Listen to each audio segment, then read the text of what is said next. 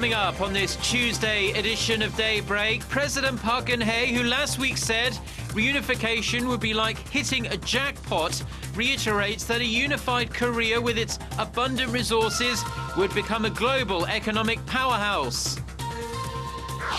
The foreign ministers of the US and Russia discuss a possible localized ceasefire in civil war-ravaged Syria ahead of the next round of peace talks this month, which will attempt to end the 3-year-long conflict. Plus, anti-government protesters in Thailand fill the streets of Bangkok, demanding the Prime Minister step down before any election is held. Prime Minister Yingluck Shinawatra has offered to discuss delaying a February election with opposition leaders. Daybreak begins now.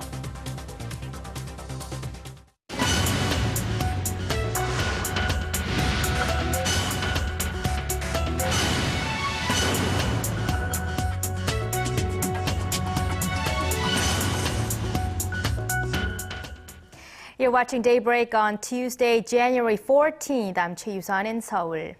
Let's start this morning at the nation's presidential office, where President Park Geun-hye made another supportive reference to a possible reunification of the two Koreas. In an interview with Bloomberg News published on Monday, President Park said reunification would serve as an opportunity for the Korean economy to take a, quote, fresh leap forward. Talking about how a unified Korea would significantly reduce military spending on the peninsula, she added that her administration would do its best to make more people understand and recognize the need for reunification.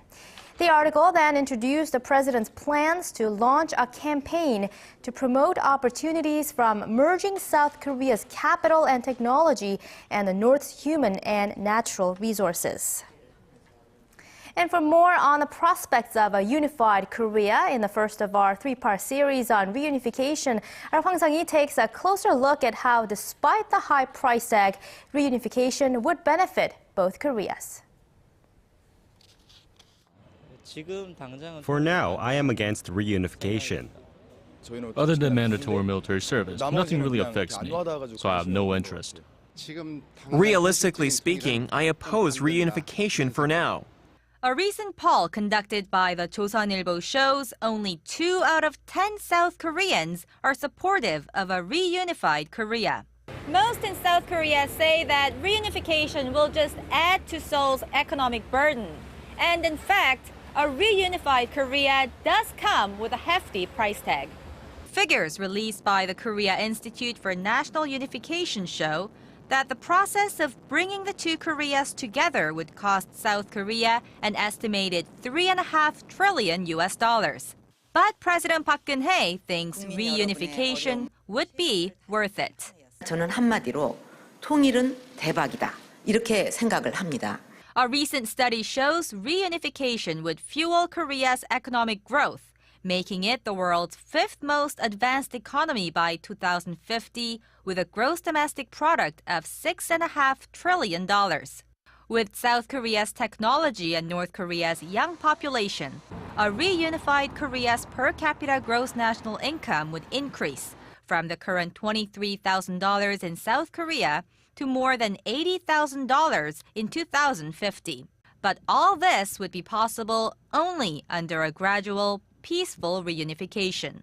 But if there are any disruptions affecting this transition process, for example, opposition to privatization, then the cost will increase, benefit will decrease. But aside from the economic benefits, the single most important motivation for reunification stands. Some of my relatives were separated from their families during the Korean War. When I see them, it makes me sad. I don't know the details, but Korea is the only country that remains divided. I think reunification is essential because one people should not be living with a dividend in between them. Hwang Sung-hee, Arirang News. Moving now to the main opposition Democratic Party's New Year's press conference. Party chief Kim Han-gil took aims at President Park's goals for the year while outlining his own. Kim Han-gil reports on plans to fight for the middle class and expand universal welfare. Democratic Party chief Kim Han-gil criticized President Park's New Year's speech, saying she failed to provide concrete details on how she intends to improve the livelihoods of ordinary people in a country with the world's highest suicide rate among the young and senior citizens. The president did not mention economic democratization or welfare, even once during her New Year's speech. It's shocking. Kim said his party will promote welfare support aimed at helping people live a dignified life. My party will strengthen policy for education, housing, and healthcare to stop the collapse of the middle class and restore the ladder of hope that enables the poor to move into the upper class. Specifically, the Democratic Party chief said his party will push for free school meals, free high school education, and cutting the cost of college tuition in half.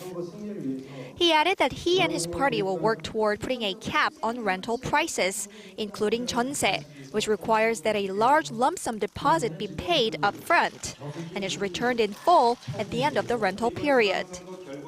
Kim also called for a strengthening of public health care policy and an expansion of public medical facilities for patients with severe diseases and dementia.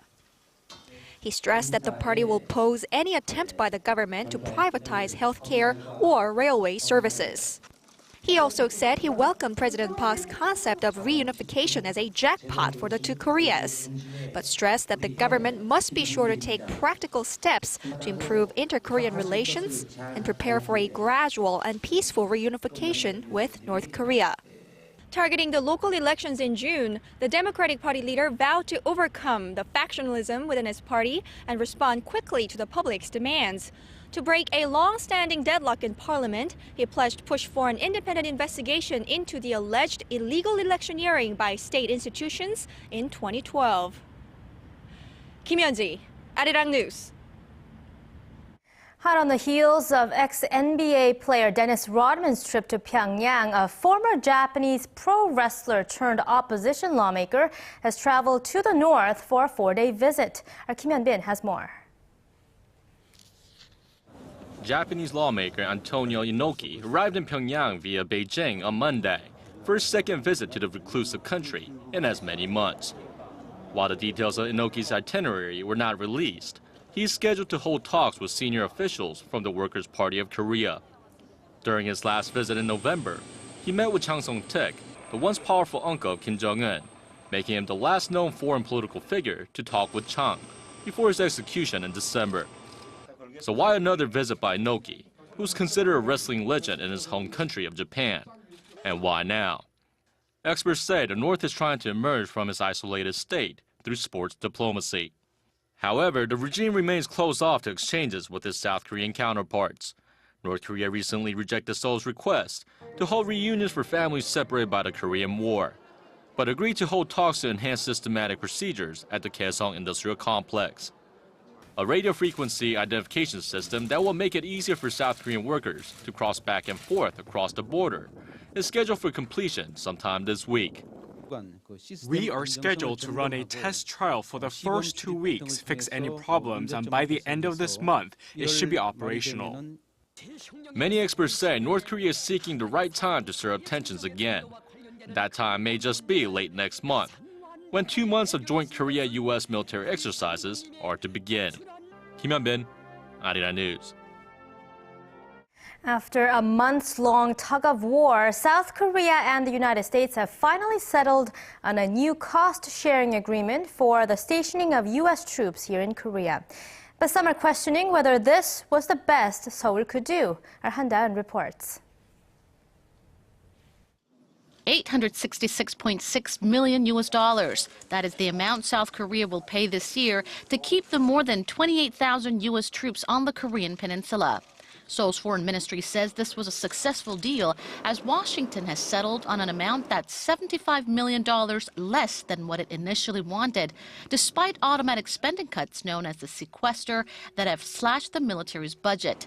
But what's more worthy of notice, officials say, is that the U.S. agreed on specific measures to enhance transparency.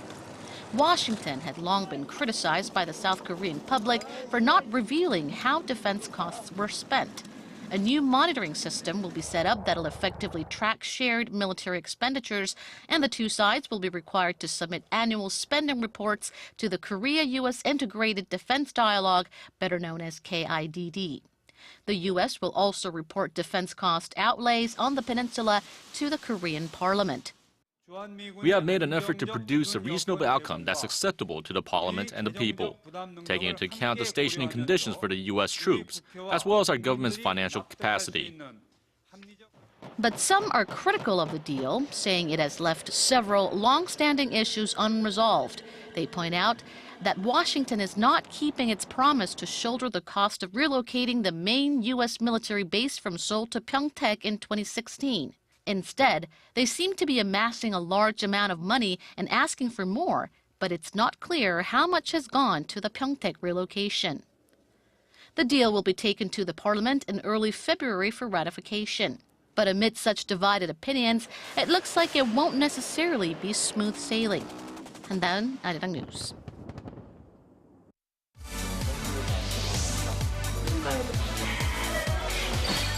If you want the latest news from Korea and around the world. Return to the negotiation. President Park Geun-hye plans, given the current circumstances. On your way to work or at home. Defense Ministry. The legislature will convene a... Tune into Daybreak on Arirang TV. Prime Minister Shinzo Abe said Tuesday. We now kick off our 5-part series on Korea's industrial competitiveness with the parts and materials industry. The sector, which used to depend heavily on imports, now leads the nation's exports thanks to active corporate investment and government support. Our Hwang Sung-hee looks at the prospects and the challenges that remain. This Korean semiconductor packaging company has recently found a way to make the world's thinnest chip. Normally, companies produce 1 millimeter thick semiconductors, but we're able to produce them with a thickness of half of that. We are ahead of every other company. Until around 10 years ago, Korean companies hardly reported any breakthrough in the manufacturing of parts and materials, but it's a different story these days. Now Korea is the world's 5th largest parts and materials exporting nation, closely following Japan. And with the domestic parts and materials sectors getting a boost recently, the trade surplus last year reached a record high of nearly $100 billion.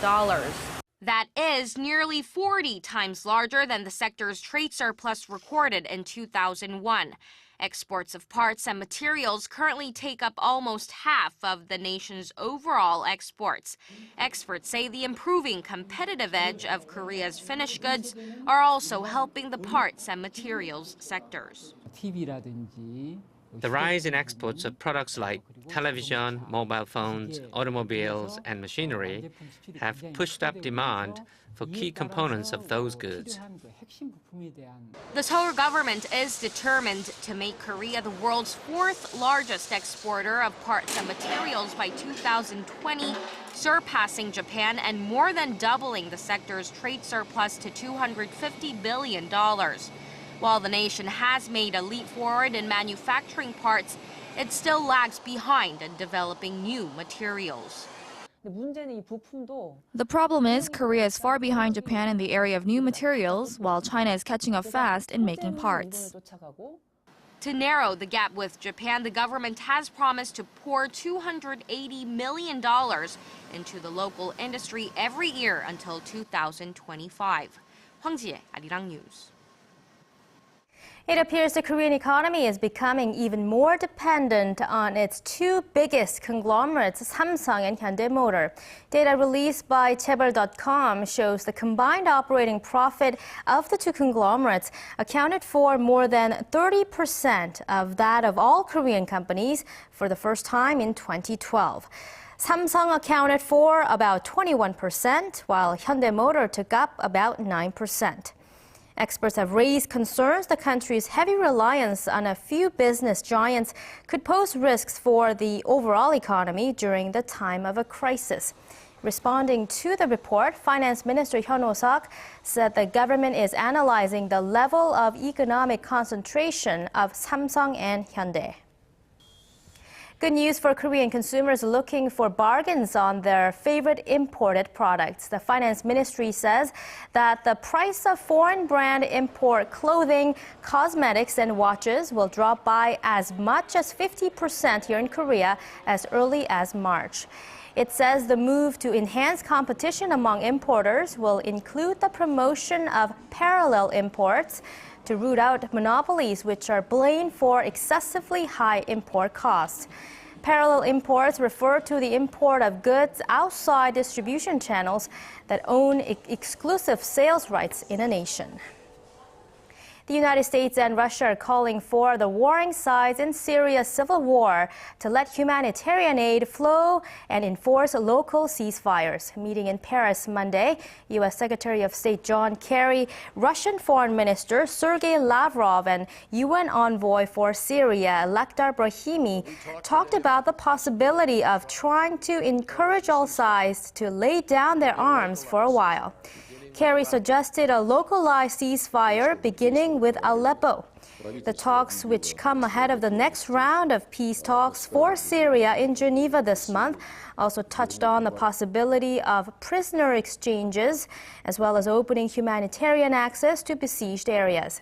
Kerry said rebel groups had agreed to Washington's ideas and that Lavrov has talked to the Syrian government, which may be prepared to fulfill some of the proposed steps. Israel has paid its final respects to former Prime Minister Ariel Sharon at a state memorial service. Israeli Prime Minister Benjamin Netanyahu, top Israeli officials, and around 20 international delegates paid tribute to Sharon Monday at the ceremony outside Israel's parliament. U.S. Vice President Joe Biden, Russian Foreign Minister Sergei Lavrov, and Middle East International Envoy Tony Blair were among the international guests. The Israeli army says 2 rockets were fired from Gaza prior to the service, but no one was injured.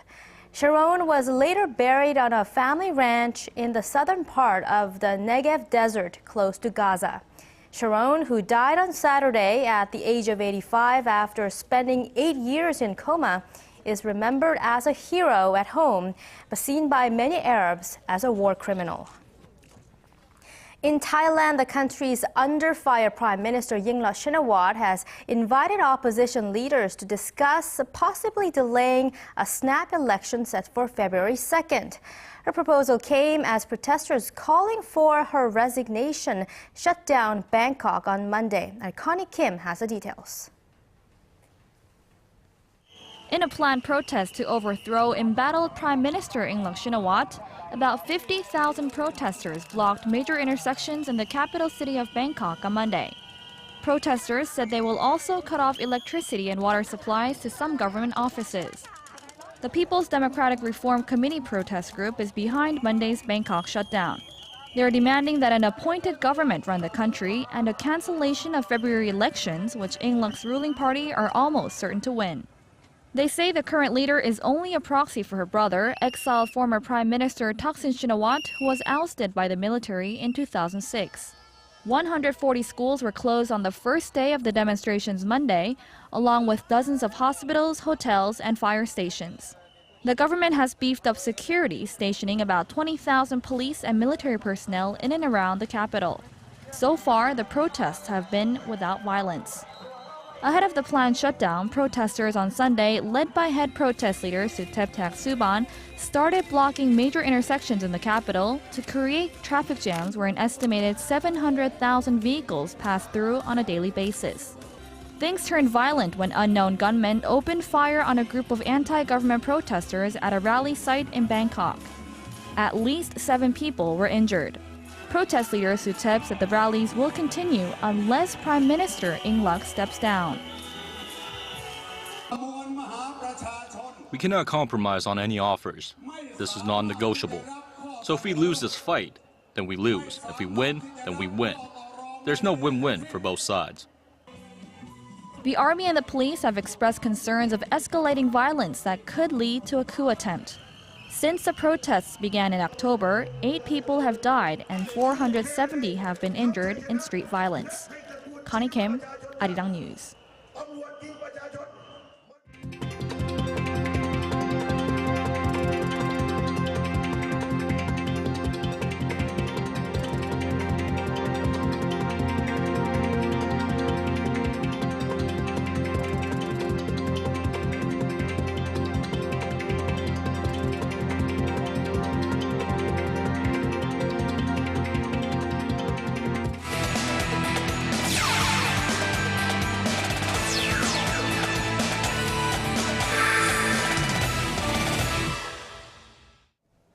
And a good Tuesday morning to you all as we kick things off with the South Korean national football team heading over to Brazil for their winter training. Now, manager Hong Myung-bo and 23 players left for Brazil on Monday in preparation for their winter training. Now, the team consists of players who play in Korea, Japan, and China, and does not include those playing in Europe. While the roster isn't what we'll see during the World Cup, it'll be a great chance for some of the players to get some time on the pitch and get used to playing for the national team. Now, the team will begin training in Brazil before playing several friendlies against Costa Rica, Mexico, and the United States. And speaking of the national team, the U22 team is currently playing in the U22 AFC Championships in Oman. And with the group stages going on, Korea bounced back from their 1-1 draw against Jordan on Saturday and beat Myanmar 3-0 to go 1-1 after 2 matches. Meanwhile, they'll be facing off against Oman in their final group stage match. And moving on, if Korea has Kim Yeon-ah, looks like the United States has 18-year-old Gracie Gold as their Olympic hopeful for the figure skating competition. And the two skaters will collide in about a month. After winning the U.S. Figure Skating Championships and earning her ticket to the Sochi Winter Games, Gracie Gold will look to claim the gold against the person who she claimed is her role model back in March during the World Championships. And according to Michelle Kwan, Gold's technical ability is comparable to Kim Yeon-ah and is in arm's reach of the Olympic gold. And over to baseball, Yoon Sung-min has yet to sign with a major league team, but he'll be leaving to the U.S. once again in hopes to finally sign with the team. Now, on Wednesday, the righty will leave to the U.S. once again as his agent Scott Boras stated that the Boston Red Sox and the Minnesota Twins are showing interest in the pitcher. And while his previous shoulder injury is the only concern for the teams, experts believe that the 28-year-old needs to sign as a reliever and not a starter. And now finishing things off, after several years of being overshadowed by Barcelona striker Lionel Messi, Cristiano Ronaldo has finally beat Messi for the Ballon d'Or award. Now, earlier today, the Real Madrid midfielder was named the 2013 Ballon d'Or winner, his first since winning the FIFA World Player of the Year honors back in 2008. Meanwhile, Lionel Messi finished second in the voting, followed by Frank Ribéry of Bayern Munich. And that's going to wrap it up for me. This has been SJ. Have a great rest of the day and see you guys again for your sports needs.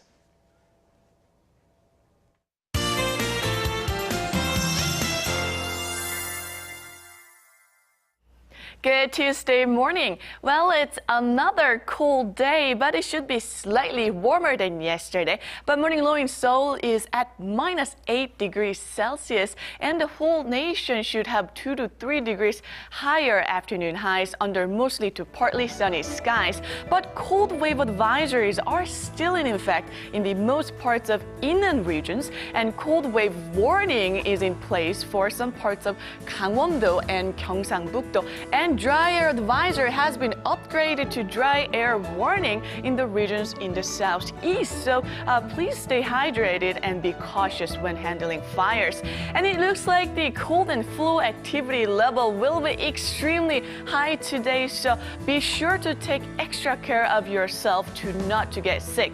But warming trend is coming ahead, and this round of cold snap will ease up tomorrow afternoon, and daytime highs will finally snap back to the positives in the Seoul metro area, but not today. And here are the readings for today. Morning low in Seoul is starting out at -8 and will peak to 0 in the afternoon. Daegu and Gwangju should wake up to morning low of -7, while the daily low in Busan should be at -3.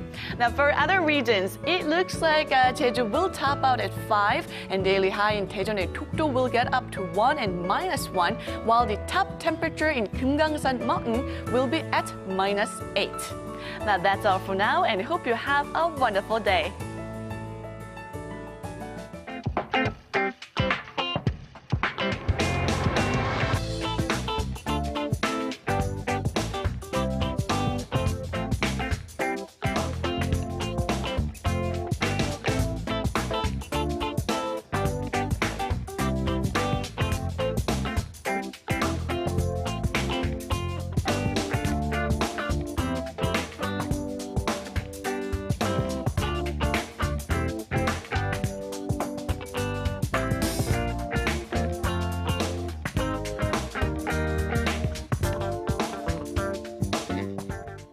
And that does it for this Tuesday edition of Daybreak. Thank you for being with us.